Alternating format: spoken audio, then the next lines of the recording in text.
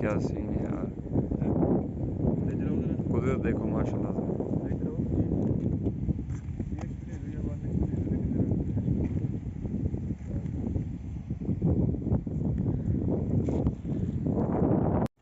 السلام علیکم، خوش آمدید۔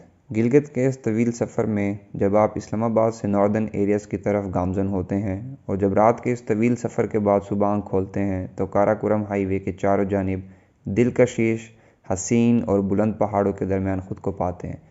اسلام آباد سے گلگت کے اس سفر میں پہلا پڑاؤ ہم نے سمن نالہ میں کیا۔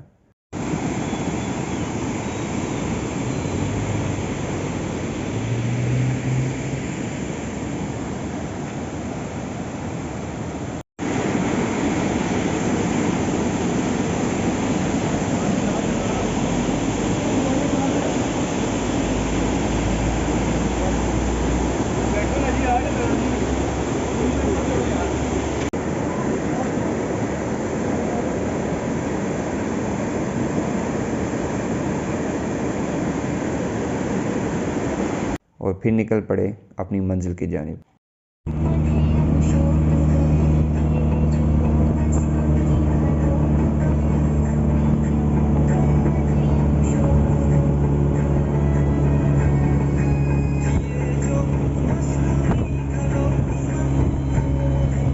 رات کو سٹے کے لیے گورنر ہاؤس گلگت بلتستان ہماری آرام گاہ بنا۔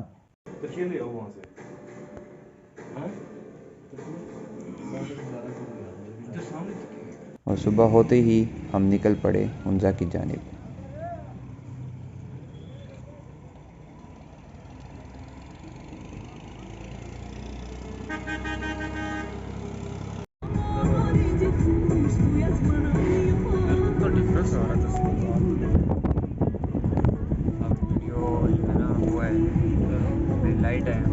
ہنزا کی ان خوبصورت اور حسین وادیوں میں ہم ڈھونڈتے رہے رکا پوشی۔ رکا پوشی دنیا کی 27ویں بلند چوٹی ہے، جس کو رکا پوشی اس وجہ سے کہتے ہیں کہ یہ سالہ سال بادلوں میں چھپی رہتی ہے اور یہ کاراکورم ماؤنٹین رینج کا سلسلہ ہے۔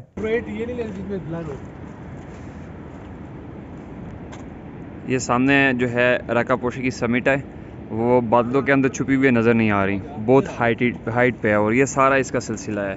وہ آپ دیکھیں یہ ہوگی اور یہ سارا اس کا سلسلہ ہے۔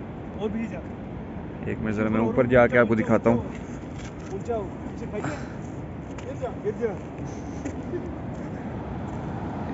یہ ویو دیکھیں آپ۔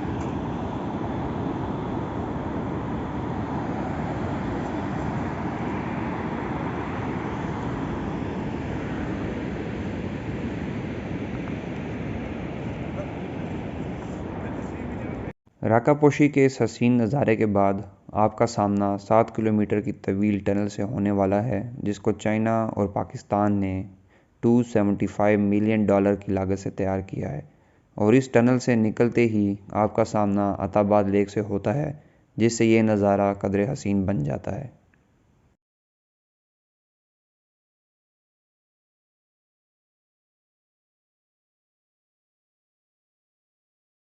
عطا آباد لیک سے ذرا ہی دور سفر کریں تو آپ خود کو پاسو کون کے سائے تلے پائیں گے، اور یہ ہے وہ منظر جس کو انجوائے کرنے کے لیے آئے دن لاکھوں ٹورسٹ ناردرن ایریاز کو وزٹ کرتے ہیں، اور اس سیزن میں 10 لاکھ کے قریب ٹورسٹ نے ناردرن ایریاز کا وزٹ کیا اور خوب لطف اٹھایا۔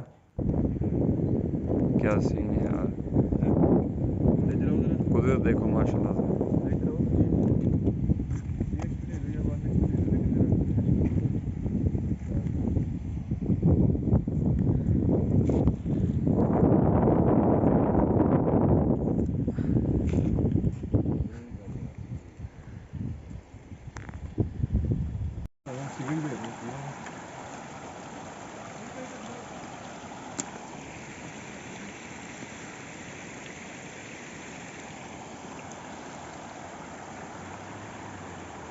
یہ بوتل پکڑ لو نا، اس کو بھی بھر لو۔ کیا کہہ رہا ہے گاڑی میں، کیا ایشو ہے؟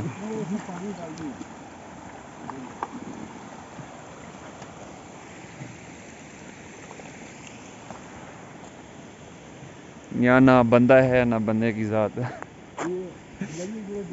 بالکل سنسان۔ جی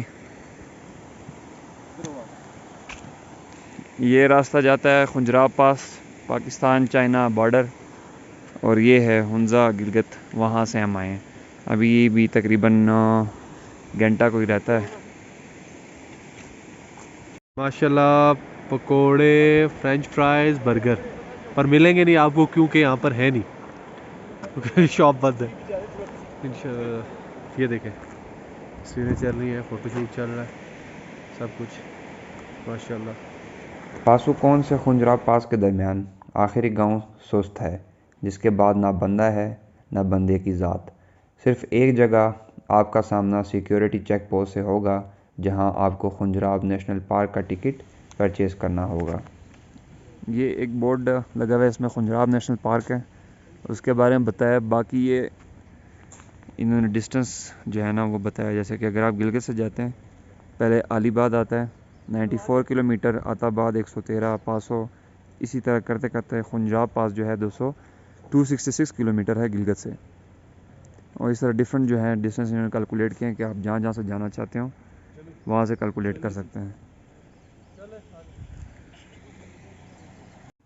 اس کے بعد صرف آپ ہوں گے اور چاروں طرف بلند و بالا، حسین کہیں یا خوفناک، برف سے ڈھکے گلیشیئر ہوں گے، لیکن اس سفر میں آپ کی آنکھیں اپنی منزل یعنی خنجراب پاس کی تلاش میں ہوں گی۔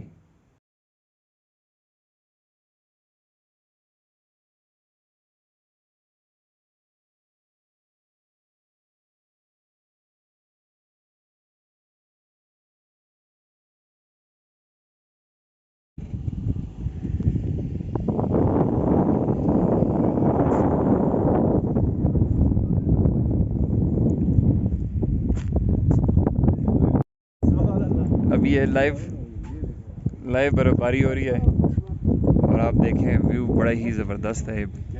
یہ دیکھ سکتے ہیں، یہ سامنے گلیشیئر ہے، یہ اوپر تھوڑا سا میں زوم کر دیتا ہوں۔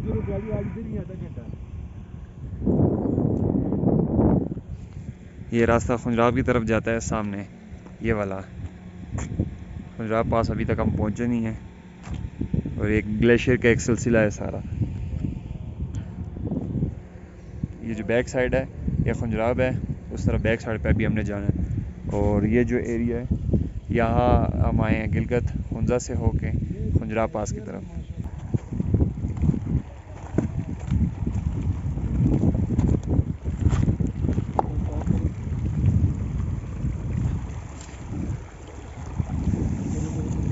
چلو آگے چلو۔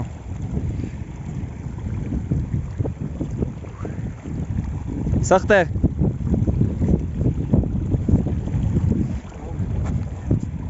یہ دیکھیں جی، صحیح برف سخت ہے۔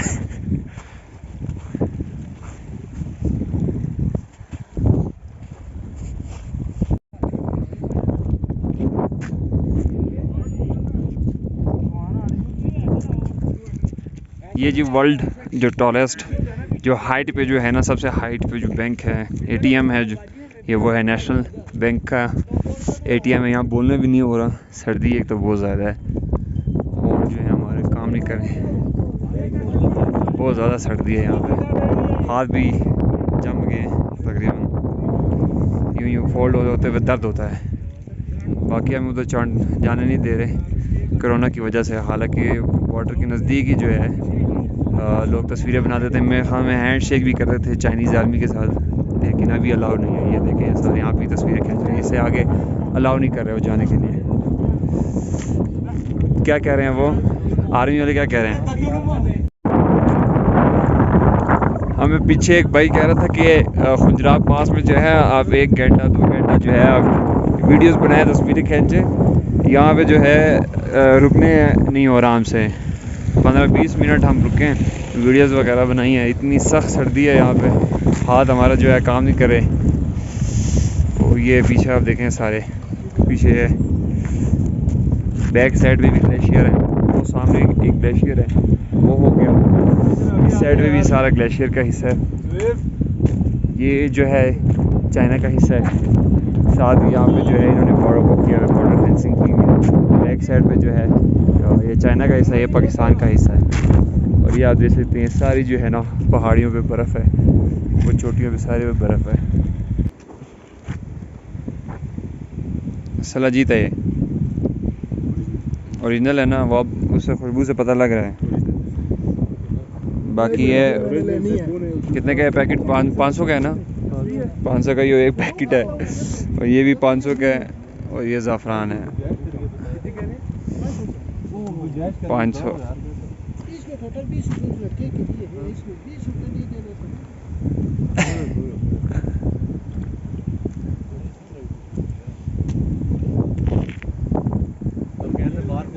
یہ جو یہ اوریجنل سینگ ہے مارخور کے.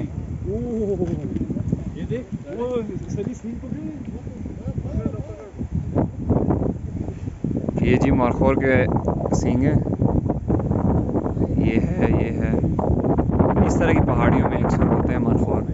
یہ بھائی بتا رہے ہیں ابھی کچھ ٹورسٹ تھے، ان کو میں نے دکھایا ہے.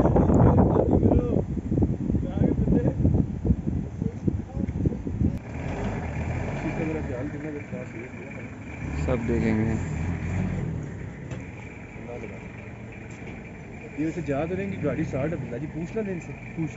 یہ جی سوز بازار ہے، یہ جو راستہ ہے یہ ہنزا سے آتا ہے اور یہ خنجرہ پاس جاتا ہے. یہاں پہ ہم جو ہے کھانا کھائیں گے. بارڈر ٹیسٹ پوائنٹ، دیکھتے ہیں ان کے پاس کیا کیا ہے.